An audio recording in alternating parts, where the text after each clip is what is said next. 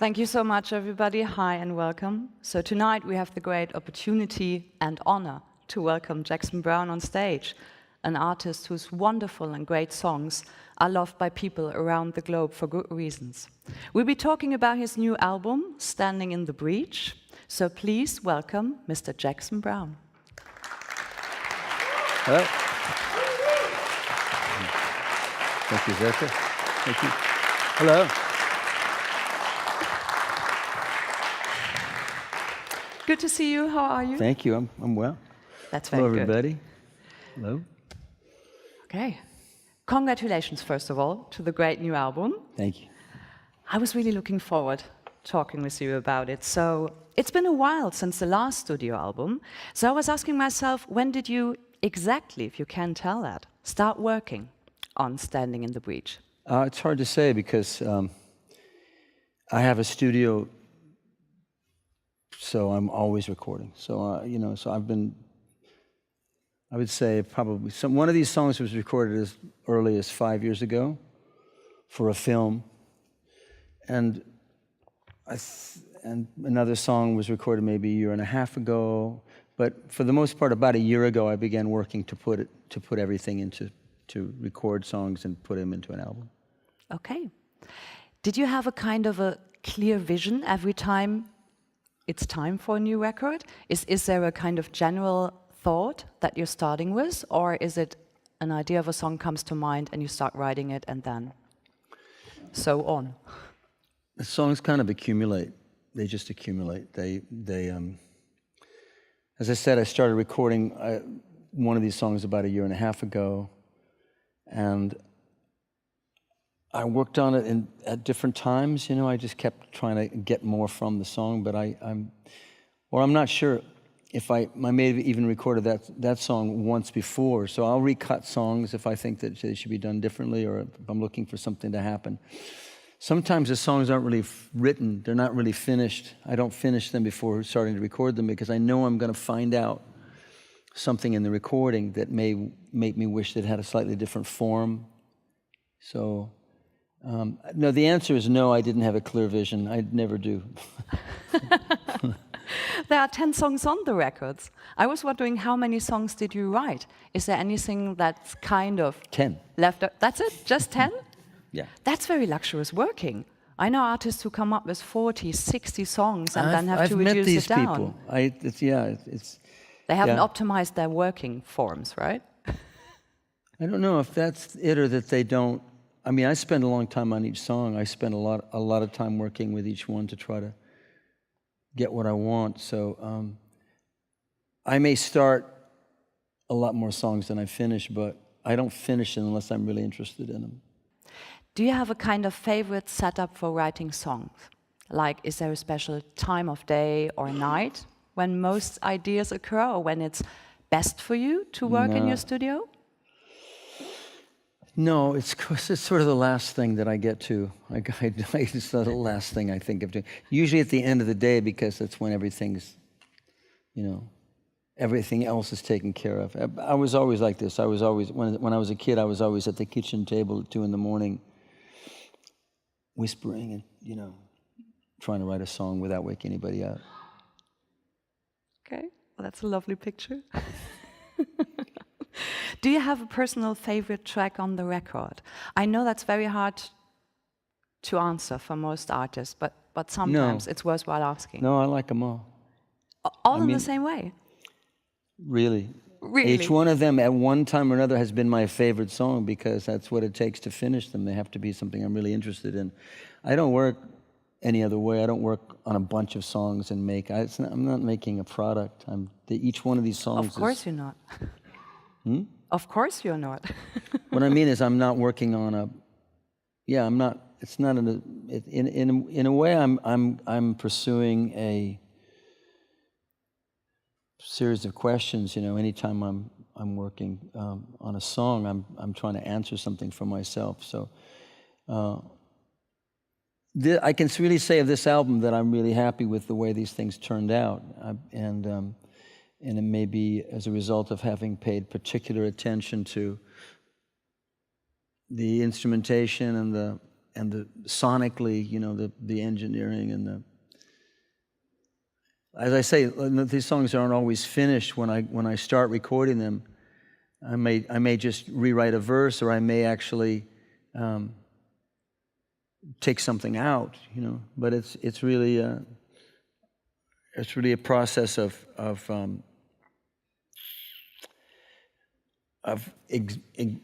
exploring, you know, so that, like I say, I want to know what the song is capable of doing musically before I finish the subject in terms of lyrics.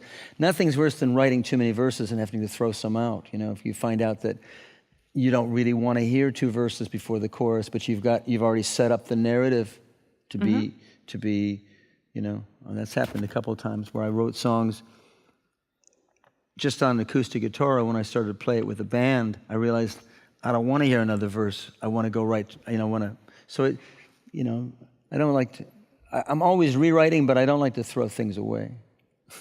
Yeah, it's very effective, and it works. Let's dive a bit into the tracks. The album opens up with The Birds of St. Mark's. You wrote that, let's say, a little while ago. Why did it take until now to put it on the record? Well, when I wrote that song, I wrote it for someone who really liked the Byrds and liked Jim McGuinn's guitar playing, and Roger McGuinn, his name at the time was Jim McGuinn. He, you know, and I pictured that was part of the song I wrote, was that it was a Byrds song, but when I would play it, you know, of course, I don't sound like the Byrds. If I sit there by myself, you play with an acoustic guitar, it doesn't sound like the Byrds. It's not electric. There are no harmonies that, you know, and so. Within a few years, I just sort of forgotten about the song. I think that I didn't even remember the song when I was asked by the Byrds if I had any songs for them. I didn't even think of it then. I just had forgotten about it. So the answer is I forgot. But I wrote, I just rediscovered it quite a few years ago. I mean, if I'd even written it when I rediscovered it, it would still be an old song. But I mean, it's just a song that's been around forever that I finally figured out I finally realized I had a guitar player that could play it the way it needed to be played, and so I did it. Yeah, because you said in another interview that you're really glad that by now you were able to put it in the way you always wanted it to be, which didn't work out beforehand. Yeah. So was there a special initial moment you were thinking again about this song and you were really looking for it, or did you just, I don't know, find it on purpose? When you found it back, you just said like... I was doing an interview. Oh, okay. It was on camera, actually. And I was being interviewed for a show that, it's called Going Home. It's an interview that was originally a special for television. And in the interview, I was just talking about New York. And the people doing the interview are good friends of mine. So the people it was really like talking with a friend. And I said, oh, well, let me show you the song. But there were no guitars around. And I went to the piano to show them, you know, the song. And it sounded great on the piano. I mean, it sounded more like a new song. It sounded more like the way I play now than the way I played then. It didn't have any of the problems that it had. By problems, I mean, it didn't really have any problems. It just was it wasn't realized if I play it by myself with the guitar. Even if I played it for you now and showed you how I wrote it, it doesn't sound like as good as it sounds now with the band. So, yeah, it was in the middle of an interview, and then because somebody saw that interview, they called for it in a show, in a concert, and it was included in a live concert. Yeah. I think people will be really glad that finally, after they might know it through your concerts, they finally find it on a record. I assume there's also a story worth telling behind Walls and Doors, as that song is, as I figured, from a friend of yours, Carlos Varela. Yeah. Would you like sharing it with us? Walls and Doors is, in Spanish, it's Muros y Puertas. And it was written by Carlos Varela, who is a friend of mine from Cuba. And it's really a beautiful song, and he invited me to sing it on a special he was doing in Cuba. We're good friends, and we've traveled together in England and Holland. He came to one of my tours one time. He would sing a song, and I would translate it for my audience. He for a long time was prevented from touring in the United States by, specifically by the Bush administration trying to play to the Miami Cubans and not allow Cubans to travel between the United States and Cuba. But the song talks about, it says, you know, since the beginning of time, there's one thing that's certain. Some people build walls, other people build doors. So in a sort of in an indirect way, but a very beautiful way, he's really talking about that situation where, my doing an English translation of this song makes this song available to my countrymen and for that matter, your countrymen. But it's really about the possibility of, you know, building those doors where there are walls. Mm-hmm. The lyrics for another song on the record, You Know the Night, were written by Woody Guthrie. What's the story to that? Yeah, Woody Guthrie wrote a lot of lyrics that were never turned into songs, and in recent years, his family there have been several projects. One of them was that Wilco Billy Bragg record called Mermaid Avenue, and a lot of great songs have come out of these, you know, contemporary artists putting lyrics to his music. So I was invited to do that by a friend of mine, Rob Wasserman, the bass player. And the song that they gave me to, I thought it was a song when they gave it to me, but it was really a very long letter. It was a letter that he wrote to his wife about the time that they met. So it's a reminiscence of that time, but also he talks about what they saw in each other and how they came together with their mutual ideals, really, ideas about what the world could be. So once more, you work with Paul Dieter. I hope I pronounced that right. It sounds so German. Dieter, oh, yeah. I would imagine you would pronounce that right. It's Dieter. To produce a record together. So I assume you would call yourselves the perfect match in the studio. But maybe you'd like to explain he why. is. We are a perfect match because he's a really great engineer, but he's got infinite patience. And because I'm a neophyte, at recording, I'm not technical at all. So I need someone to sit there with me while I think about what I want to think about, and who doesn't engage me about what he wants to do. He just does what he wants to do. Some engineers are ambitious and want to talk about what they want to do, and I'm going to do this, I'm going to do that. Like, shall we do that? Let's do, and I need somebody that's much more patient and someone who's almost passive in terms of, and also who will allow me to move things around, turn the balances upside down. Sometimes I'll want to hear something and I'll push, and things may remain out of balance for long periods of time. Mm-hmm. And then, but we've worked together for a long time. As he's been my engineer for a long time, and on the recent records, especially the live albums where he records everything, mm-hmm. and then we go through it together and pick the best performances and mix them together. He became the producer. So yeah, all right. He's my co-producer on the last record, I think, too. Yeah. And this time he mixed the album too, which is to me a great final development, in our collaboration.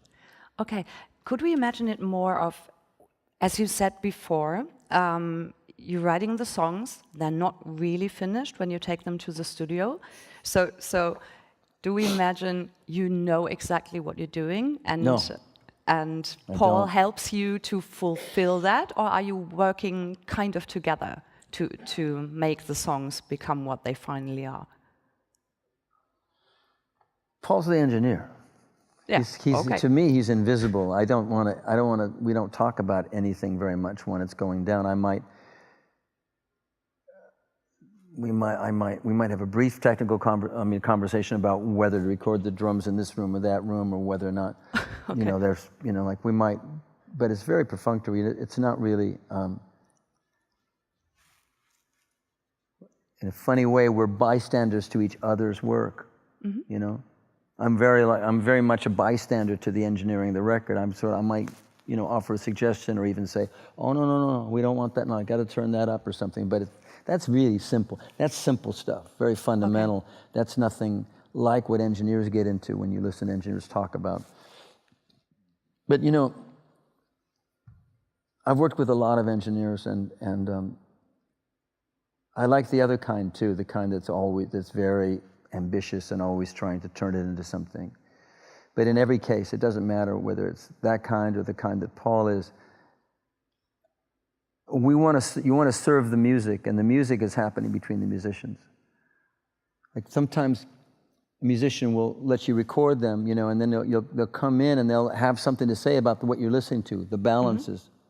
They might say, oh, turn that up or turn this down, or like, I imagine I'm adding a sound that is combined with this other sound. So it's really the musicians that lead the process of discovery in a recording. Okay. Are you perfectly convinced at one point that a song or an album is finished? Or in other words, is it hard for you to release stuff? No, it's not hard to release it. It's really, it is a bit of an acquired skill to know when it's done, because it's very easy to keep going and keep adding things. Because it's interesting, it's fun. In a way, you're never done. The song is going to continue to grow after the album too. You just have to know how far you can go with this particular recording. I read lots of articles about you to prepare this, of course, and a lot of reviews talking about the new record. And I was wondering, do you read them still? Are you interested in what professionals or non-professionals? I read very few of them. I don't want to have that to think about. Okay. But are you interested in fans' reviews or what they think about I'm interested your in what fans tell me, yeah. It's because it's interesting to me to see how it's received by, you know. No, and I mean, I like when somebody mentions something specific that they are responding to. Reviews are like, I don't want to fill my head with, you know, like how I'm received, especially by reviewers, because, you know, a critic's job is to criticize. Yeah, good point. Pretty much, you know. Yeah, good point. So very often, sometimes they have, you know, something worthwhile to say, and sometimes they don't. I like the Richard Burton remark. Somebody asked him if he read his reviews, and he said no, and he said because the bad reviews will break your heart, and the good ones aren't good enough. Smart man. I was wondering, do you still feel or really believe that music can change things happening in the world? Or is it more if you want to stand next to the people that are your fans that have to face the same problems as you have in your normal life, and that's why you... Well, music is a thing that connects us all, you know. It's not... of course, you're right that we're all faced by the same problems in the world. So, I mean, as far as whether or not music has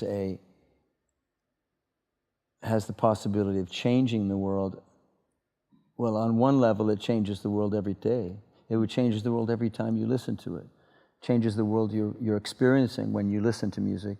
And at the same time, certain ideas, because music repeats, that it's based on repetition.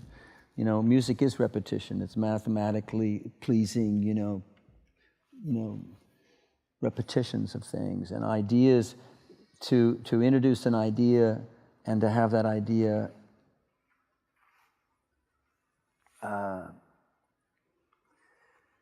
accessible, you know, with the other things, you know, like I think it can really change.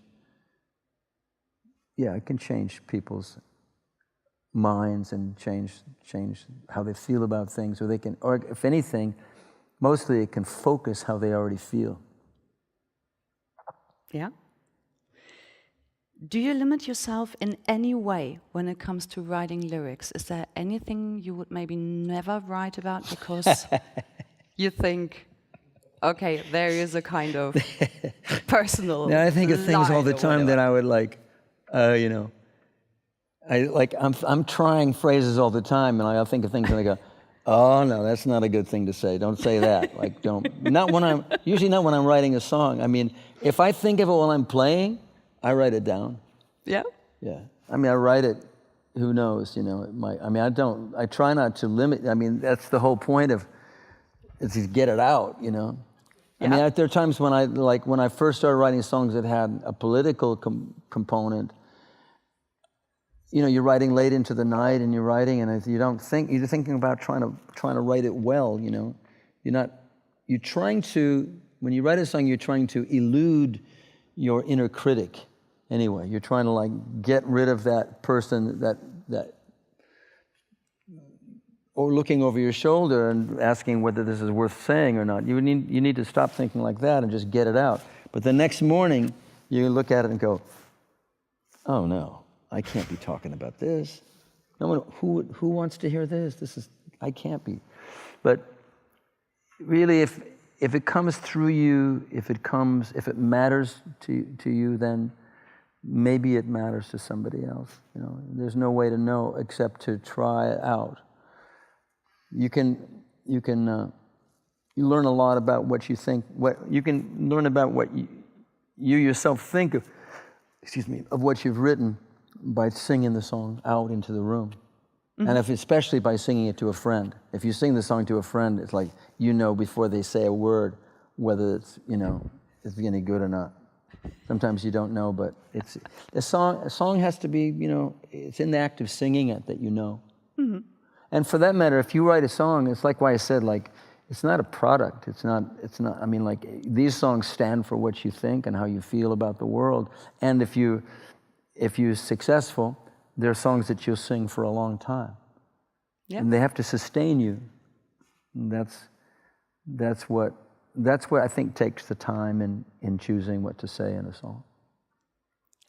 Now is the time for the audience to choose their words and maybe prepare their questions, because Jackson Browne will be glad to answer your questions in case there are some from the audience.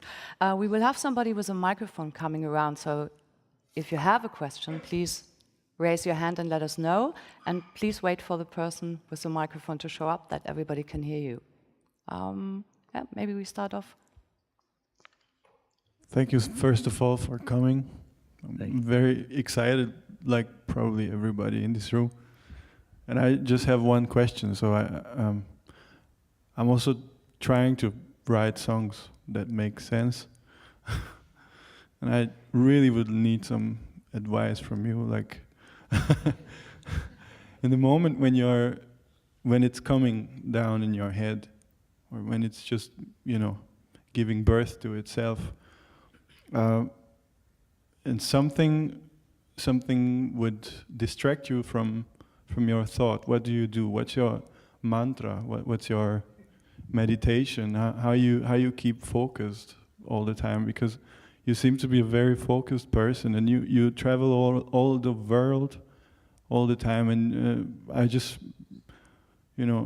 on tour, I'm thinking so much, like, we are waiting for hours just to get ready, waiting for hours at the loadout. You just wrote a song about that, just so perfect. But what do you do if it's not inspiring you? What do you do if it's bringing you down? What do you do against that, and how can you focus? Thank you. That's a very specific question. Indeed. For one thing, I write songs over a long period of time, so that, and I'm endowed with, I have a good memory for some things, a terrible memory for other things, but I mean, the things that I remember the most are words and turns of phrase. I did notice that I remember them differently as I go along. So if I always make little recordings, like it could be your iPhone. Matter of fact, I've got great stuff on my iPhone. I just have to remember to listen to it. You know, the little 5 minutes there. And what's great about the iPhone is it'll tell you when it was. And you go, okay, July 27th, 5 in the morning, there's this little 5-minute thing, you know, and you can find it, you know. So those little notes to yourself are important to keep your place. Sometimes you remember something differently and it's better, like you remember it better than it was, and you go back and listen to, oh, now I'm doing it this way. Oh, that's better than what it was before. Or sometimes you go, oh, I'm doing it differently and it's not as good as what I had before was that thing. But most of my ideas come from making a mistake that interests me. If you're playing something and you do something, you go, oh, that was what was that? So I almost always record when I'm playing, even if I don't go, and which is a problem because you wind up with lots of recordings and you can't find anything anymore. But anyway, yeah, I could just go disappear into my music room with some of my recordings and just make a bunch of songs out of, you know, like, I mean, there are boxes and boxes of these recordings because each of them represents a moment when I thought I was doing something of value or interesting. As far as how to keep the focus on a song, I think the end thing is something that's the result of you gathering together that focus. It sounds like you were really focused all at once when you did it, but it probably was more that you kept coming back to it and ask yourself, well, maybe the most important thing I could tell you would be that what you're really doing is asking yourself questions. You're asking yourself, is there something you like the sound of or something you say that it may not even make any sense to you at the moment. You might think, well, why am I saying that? And it's that question that you're asking, like at that moment, like, what is it about this that I like that's worth pursuing? And then lastly, I would say that I once asked Warren Zevon about his habits, about his writing habits, because I'm interested in that. I want to know how other people do it. I'm always asking people, I'd be like, well, what do you do? How do you get up in the morning? I mean, Carole King used to get up in the morning, and after she got all the kids off to school, like a housewife, I mean, bam, 9:30, she'd hit the piano and she'd go to work and she'd start writing these, you know, a great writer, a great American writer, and astounding amount of, you know, songs and hit songs. But she had to do that because she had a bunch of kids. She had to take care of them, so she got right to work. Me, I wait till the end of the day. I wait when everything else is done and everything's out of the way, and then I might go to work at 9 or 10 at night, or maybe 1 in the morning. But I was going to say, I asked Warren Zevon, like, what does he do? He said, well, the only thing I do, like, I don't play if I don't feel like it. If I don't feel like it, it's just injurious to the spirit to pound something out or work on something. You're working, you know, don't make it work. It's got to be play, you know. Okay, yeah, for one more? Sure. Yeah, okay. So here we go, one more question. First row, please. Well, thank you for being here and sharing your experiences with us and for giving us so much wonderful music over all the years. Thank you. My question is, I grew up with vinyl records, and a vinyl record does have a concept in itself. It has an A side, it has a B side, and there's an opener for the A side and the ending of the A side, an opener of the B side and an opener of the end of the second side. So that's a concept already before you have written a single note. So did that concept, which is included in a vinyl record, in an LP, did that influence your writing? In other words, do you think that a record is more than a collection of songs, but maybe a cycle of songs? Do you think that songs can be cyclic? Yeah, I do think they can be cyclic. And of course, I grew up not only listening to a lot of folk music and listening to whole albums like you did, but also like in a really formative time, Sgt. Pepper, and what they call the cyclical, you know, song cycle. Van Dyke's early records, Song Cycle, he named Song Cycle. It was very influential. a lot of musicians began regarding, well, it really comes with the advent of the album, because before vinyl, when you're talking about vinyl, you're also talking about something that was relatively new. The LP, the long playing record, was the, I mean, like people made singles and they only put out an album with a side 1 and side 2 when they had released 10 singles, or 5 singles and 5 B-sides, and they would put this out. It was a celebration of a certain amount of success with the single. So it's not vinyl so much that you're talking about, but the album era. And of course, we've passed through that now. So now, like I was working with a co-producer, Scott Thurston, who now plays with Tom Petty and the Heartbreakers. And he's a great musician and had played with a lot of different people. I mean, I don't know anybody that you could say played with both Ike and Tina Turner and Tom Petty. He's really very, very great musician. And he said to me, he said, you got all these records where you save your best song for the end. So he said, that's crazy. Nobody's going to listen to the end of your record. I said, really? No one's going to listen to the whole thing? He said, no. He said, so we right. all do. That's what I told him. I do. I listen to records. But he said, you got to assume, you got to actually you got to put your best songs first. So I tried that for a while, but I get so depressed thinking that everything after 4 or 5 is just like getting worse and worse or something. I thought, that's no good. So even on this record, I mean, the title song is the 9th song. I thought I couldn't have it be the last song, because it's just so down, It's just something it's so somber, and it ends on a note that I hope is hopeful, that is positive, but I really don't know if it is or not. I just didn't have the courage to make "Sending the Breach" the last moment in the song, and then I realized that "Here" was such a departure from the whole album. So that last song is like a return to purely internal dialogue with yourself, but yeah, so I experimented with that. With the idea of, to me, I used to know the order that I wanted the songs to be on the record as I was writing them. I'd think, oh, this is a song that would be good. Because what I noticed was that some songs sound really better after some certain songs. I mean, the sequence really does matter, musically most of all. Not so much what's said, but sometimes that too. But musically, there's some songs that just don't follow the other very well, and you want to give it each song its best place on the album. Now, this album, literally half the songs were in the key of G. Like, that's really a problem, because if you put them all in a row, you'd have like one song after another in the same key. It would probably sound like the Byrds or something, because I mean, like David Crosby has said on a couple of times, he said, yeah, we recorded so many songs in D, we were awarded the key of D.